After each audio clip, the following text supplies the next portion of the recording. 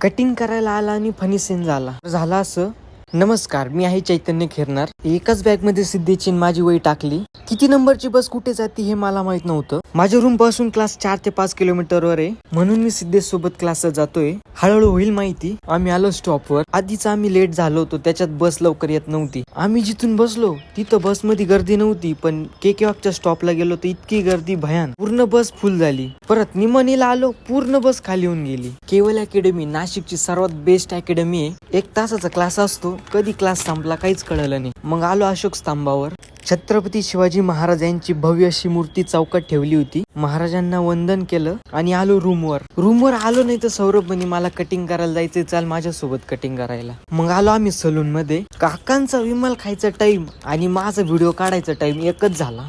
काकांना म्हटलं थांबा नाही तर तुम्ही व्हायरल होऊन जाशाल. तर कसा वाटला मित्रांनो आजचा व्लॉग कमेंट मध्ये नक्की सांगा. लाईक शेअर सबस्क्राईब करा. धन्यवाद. आणि सबस्क्राईब फुकटचे फ्री मध्ये करून घ्या लवकर.